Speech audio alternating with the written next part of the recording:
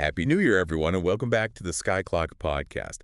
We are kicking off this new year with a deep dive into the energetic weather for today, January 2nd, 2024. It is fascinating, isn't it? I think of it like checking the forecast, but instead of, rain or sunshine, we're looking at the cosmic climate created by the planets. Exactly. And let me tell you, the stars are definitely aligned for a very unique start to the year. Definitely. We are beginning the year with a potent new moon in Aquarius. Ooh, a rebellious new moon. This isn't just any new moon. I'm intrigued. So for our listeners who might be new to all this, what exactly does a new moon in Aquarius signify, and what makes this particular one so special? Well, in astrology, new moons represent fresh starts, Right. a time to plant seeds of intention. But with this one being in Aquarius, the sign of innovation and humanitarianism, those new beginnings might feel a bit unconventional, urging you to break free from old patterns and embrace your unique individuality. So it's not just about setting resolutions, but about reimagining what's possible and maybe even shaking things up a bit. Precisely. This new moon is encouraging you to tap into your own unique genius and consider how you can contribute to the world in a way that feels authentic to you. Yeah. It's about aligning with your highest vision for yourself, but also for the collective. It's like we're being cosmically nudged to think bigger, bolder, and maybe even a little bit rebellious. Yes. Yeah. But this new moon isn't the only player in this celestial game, is it? We've got a whole lineup of planetary energies at play today. Absolutely. We have the Sun grounded in Capricorn, Mercury adventuring through Sagittarius, Venus mingling in Aquarius. My goodness. It's a vibrant mix of cosmic influences. Where do we even begin to unpack all of this? This is already making my head spin with possibilities. Let's start with the Sun in Capricorn. Okay. While the new moon in Aquarius is pushing us toward innovation, the Sun in Capricorn provides a grounding, practical energy. Capricorn is all about discipline, ambition, and long-term planning, so it's a great time to set intentions and create a roadmap for achieving those big, rebellious dreams. So we got the innovative spark of Aquarius and the strategic, grounded energy of Capricorn. Exactly. It sounds like a really potent combination for manifesting our dreams in a way that's both visionary and achievable. Yes. It's like having this brilliant idea and then actually creating a plan to bring it to life. Exactly. And then we have Mercury in Sagittarius adding its own unique flavor to the mix. Ooh, Mercury in Sagittarius. That sounds like a recipe for some really exciting conversations. It certainly does. Mercury governs communication, and in Sagittarius, it becomes expansive, optimistic, and eager to explore new horizons. Ooh, I like that. It's a fantastic time for brainstorming, sharing ideas, and expanding your horizons. So with this energy, should we be booking that flight we've been dreaming of or finally starting that passion project we've been putting off? What's the best way to harness this adventurous Mercury energy? Well, while Mercury is encouraging us to be open-minded and adventurous, it's also nearing the end of its journey through Sagittarius. Oh. This means it's a good time to reflect on your beliefs and see if they're still serving you. Okay. Are they aligned with the future you're envisioning? So it's not just about external exploration, but also internal reflection. Exactly. It's like taking stock of our internal compass before embarking on any grand adventures. Precisely. Now, with Venus also in Aquarius, things are getting even more interesting on the relationship front. Venus in Aquarius. Mm-hmm. I have a feeling this is going to be anything but conventional. That's right. Tell me more. Venus in Aquarius is all about celebrating individuality within partnerships. It encourages you to find connections that honor your freedom and allow you to express your authentic self without compromise. So it's not about losing yourself in a relationship, but finding someone who celebrates your unique quirks and encourages you to be your most authentic self. Yes, that's a great way to put it. It's about finding connections that are based on mutual respect, shared values, and a depth appreciation for each other's individuality. I love that. This is already painting such a vibrant picture of the energy for today. Yes. We've got new beginnings, innovation, a dash of rebellion, thoughtful communication, and a call for authenticity in our relationships. You got it. But I have a feeling this is just the tip of the iceberg. Oh, absolutely. We've still got Mars retrograde in Leo, Jupiter retrograde in Gemini, Saturn in Pisces, and a few other key players to explore. Wait, 2 planets in retrograde? Oh my goodness. Yes, that's right. This is where things start to get really interesting. Yes. Before we delve into that, though, can you remind our listeners what it means when a planet is in retrograde? Of course. A planet in retrograde appears to be moving backward from our perspective here on Earth. Right. While it's not actually moving backward, this apparent shift in motion creates a different energetic expression. So it's not necessarily a bad thing, but it does signal a shift in how that planet's energy is playing out. Exactly. It often calls for introspection, reevaluation, and a slowing down of the usual outward expression of that planet's energy.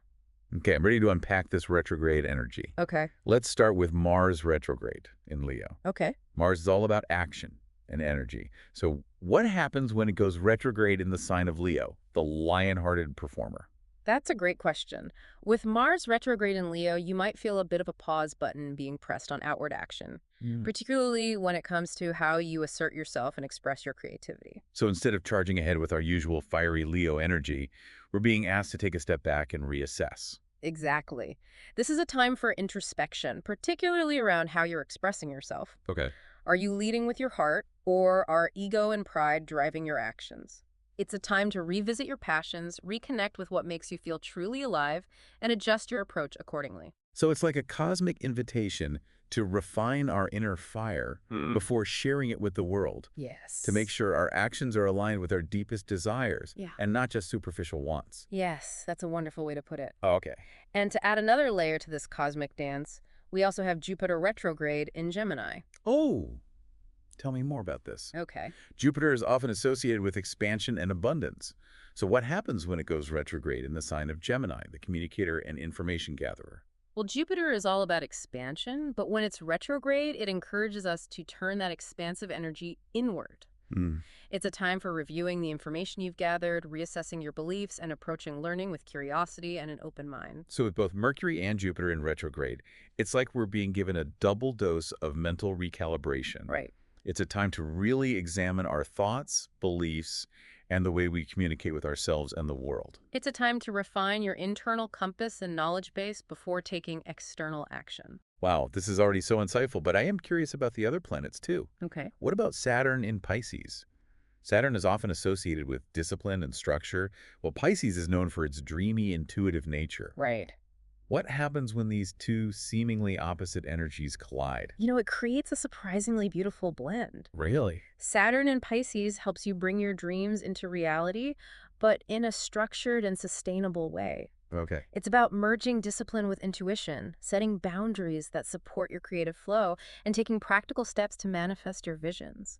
So it's not about limiting our dreams, but about creating a supportive framework that allows them to flourish. Precisely. It's about finding that sweet spot between structure and flow. I like that. This energy can be incredibly helpful for those new moon intentions we were talking about earlier. I love that. It's like having a cosmic project manager to help us bring our Aquarian dreams into reality. That's a good way to look at it. Speaking of shaking things up, Wow. we can't forget about Uranus, the planet of revolution and change. It's currently retrograde in Taurus. Right. What does this mean for us? Uranus in Taurus has been shaking things up in the areas of values, resources, and our relationship with the material world for a while now. And with it being retrograde, you're likely to experience some unexpected insights or shifts in these areas.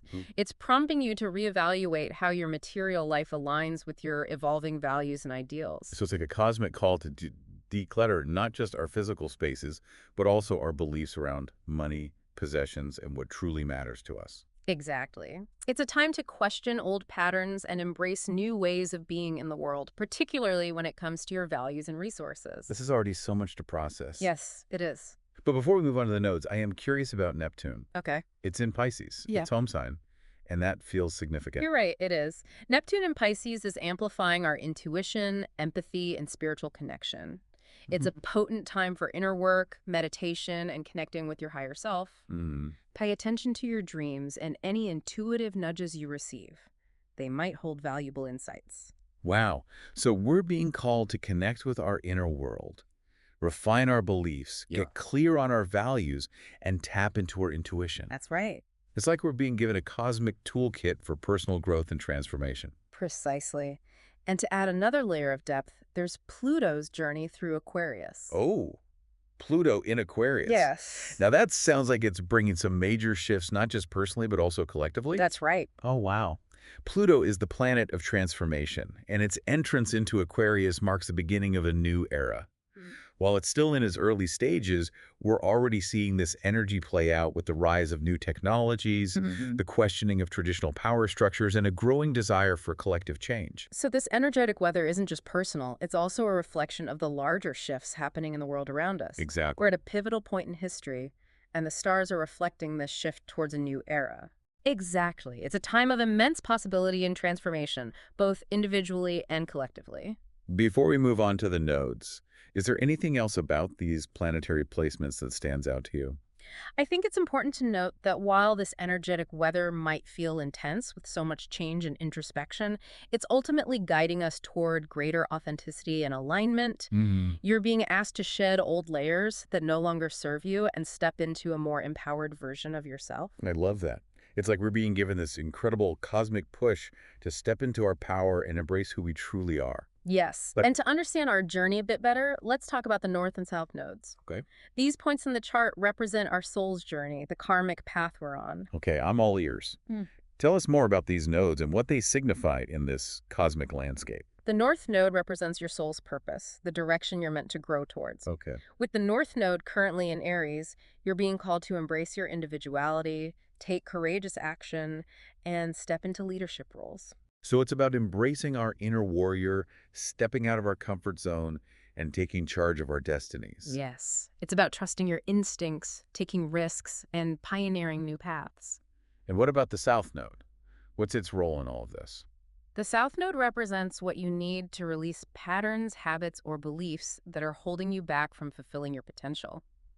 With the South Node in Libra, you might be called to let go of people-pleasing tendencies, over-compromising, and seeking validation from others. Okay. It's time to prioritize your own needs and find balance within your relationships. So it's about finding that delicate balance between honoring our own needs and maintaining harmonious relationships. Exactly. It's about recognizing that true harmony comes from authenticity, Yeah. not from sacrificing your needs to please others. This is such a powerful reminder.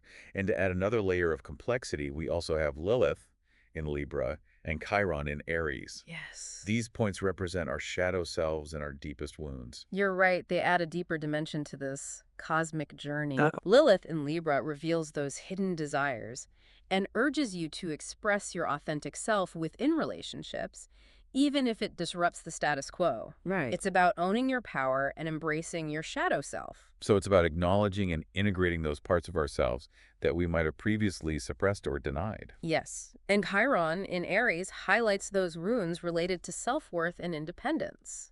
It's about healing those wounds by embracing your vulnerabilities and asserting your needs. It sounds like this energetic weather is truly urging us to embrace our wholeness, both the light and the shadow. It is. This cosmic alignment is a powerful invitation to step into a greater sense of self-awareness and self-acceptance. This has been an incredible breakdown of the cosmic energies at play today. Yes. It's clear that January 2nd isn't just any ordinary day. Definitely not. It's a powerful portal for transformation and new beginnings. I agree. It's a day to set intentions, embrace authenticity, and step into your power. Before we move on, is there anything else you'd like to highlight about this incredible astrological lineup? I think the key takeaway is that this cosmic weather is supporting you in aligning with your highest self. It's a time for radical self-acceptance, embracing your unique gifts, and taking courageous action towards your dreams. Welcome back to the Sky Clock Podcast. We've just spent some time diving deep into the astrological energies swirling around us today, and it's clear that the cosmos has some pretty big plans for us in 2024. But knowing about these energies is one thing, actually working with them is another. Absolutely. It's like having a map, but needing to know how to read it and then actually take those steps on the journey. Exactly. So let's talk about practical magic. How can our listeners take all this incredible astrological insight and turn it into tangible action and positive change in their lives? Well, let's start with that potent new moon in Aquarius. Hmm. This is a prime time for setting intentions. What dreams, goals, or projects do you want to bring into your life this year? Write them down, visualize them, and really feel the energy of those desires taking root. It's like planting seeds in the fertile ground of this new moon, allowing those intentions to sprout and grow throughout the year. Yes. But with so many of us setting intentions, what are some tips for actually making those intentions manifest? I know sometimes I set intentions and then life gets in the way. Well, specificity is key.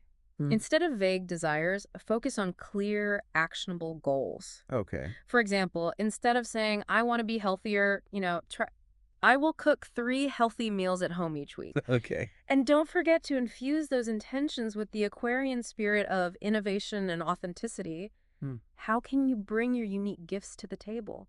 How can you make a positive impact on the world? Mm. Those are the questions that will help your intentions truly align with this powerful new moon energy. So it's not just about what we want to achieve, but also about how we want to contribute and the unique mark we want to leave on the world. Right. I love that.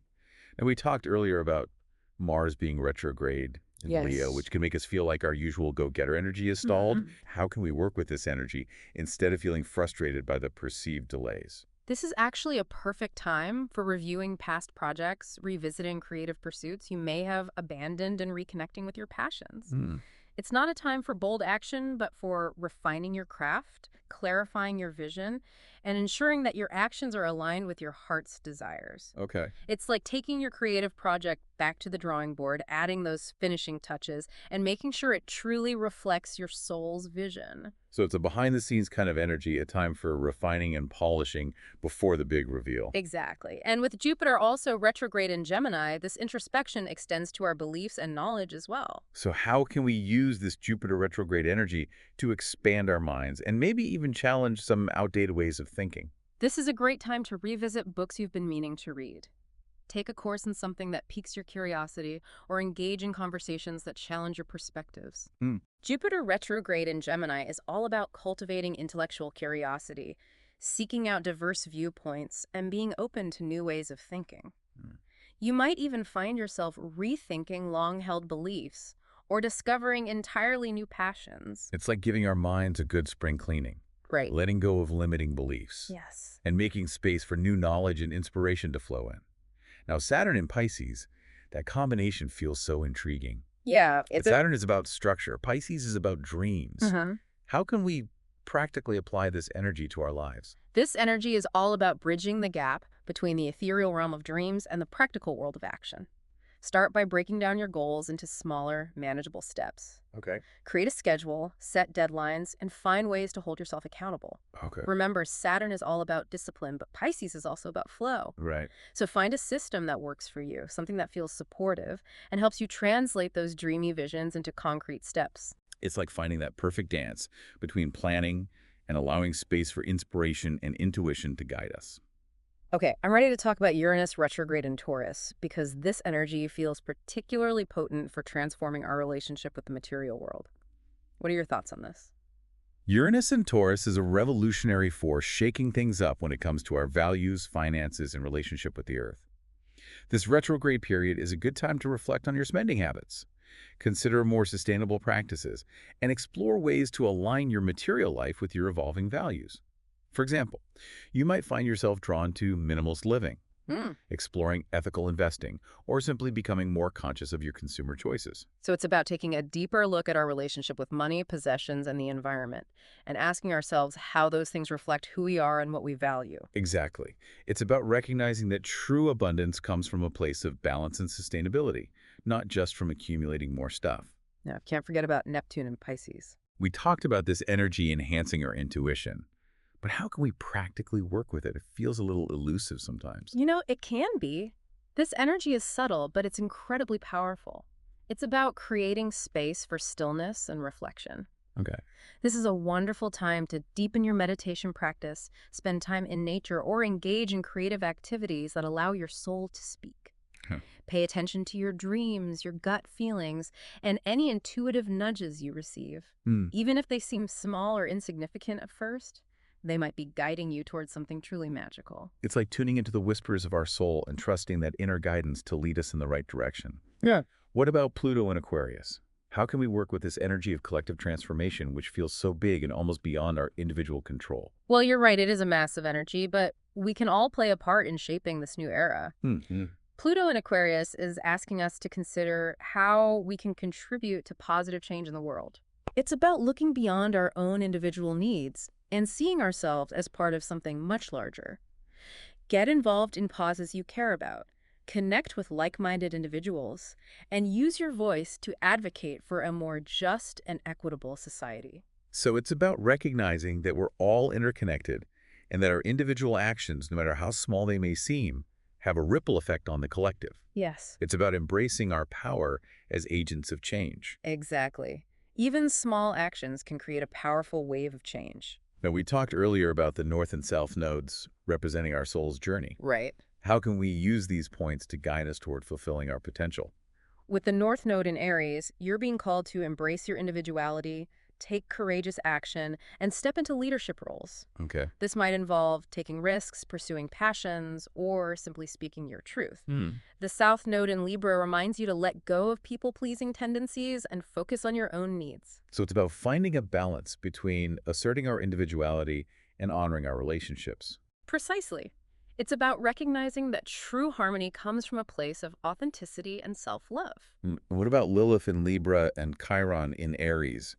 These energies feel so potent for shadow work and healing.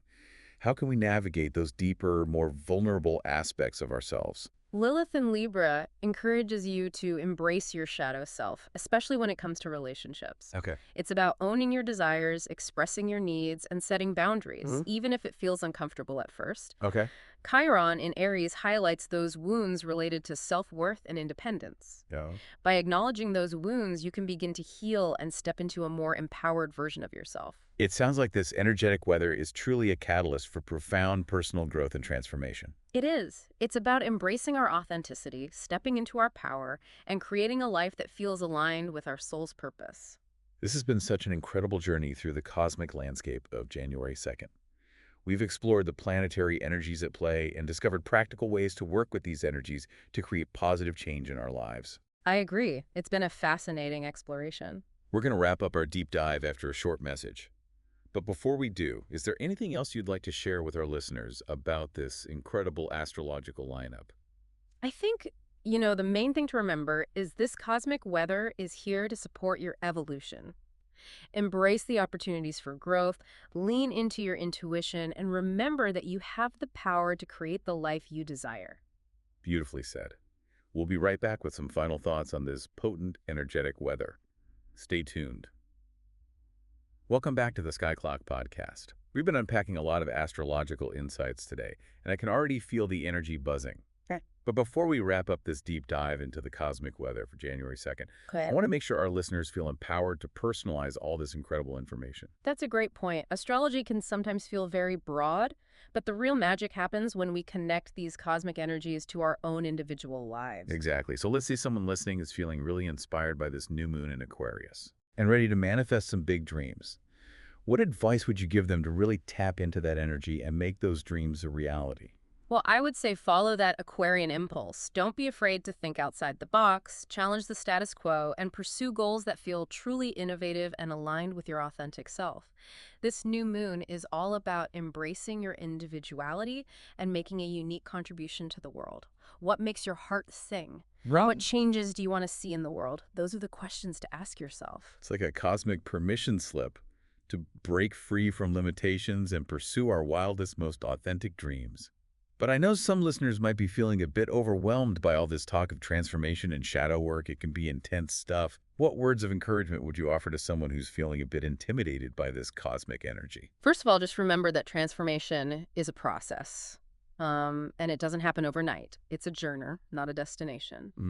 Be gentle with yourself, honor your own pace, and celebrate every step you take toward greater self-awareness and growth. As for shadow work, remember that those hidden parts of ourselves hold valuable wisdom and power. Right. It's not about judging or rejecting those aspects, but about understanding them, integrating them, and becoming a more whole and authentic version of ourselves. So it's about embracing our wholeness, both light and shadow, and recognizing that even the most challenging aspects of ourselves can be sources of strength and growth. It's like befriending all the different parts of ourselves, even the messy ones. Exactly. And remember, you don't have to do this work alone. Seeking support from trusted friends, therapists, or mentors can make the journey a little easier and provide valuable guidance along the way. That's such an important reminder. We're all in this together, and there's no shame in asking for help and support when we need it. Now, before we sign off, I'd love to hear your final thoughts on this incredible energetic weather. Sure. What's the one key message you want our listeners to take away from this episode? The key message is this. You have the power to create the life you desire. The stars are simply a guide, a map of the energies at play. But ultimately, you are the captain of your ship. Use these insights to navigate your course, set your intentions, and take courageous action towards your dreams. This is a time of immense possibility, and the universe is conspiring to support you every step of the way. Beautifully said. Thank you so much for sharing your wisdom and insights with us today. It's been an absolute pleasure exploring the cosmos with you. The pleasure was all mine. And all our listeners out there, thank you for joining us on this cosmic adventure. We hope you've gained some valuable insights and inspiration to kick off 2024 with clarity, purpose, and a little bit of cosmic magic. Remember to keep your eyes on the skies and your hearts open to the infinite possibilities that await. Until next time, stay curious, stay connected, and keep shining your light. This is the Sky Clock Podcast signing off.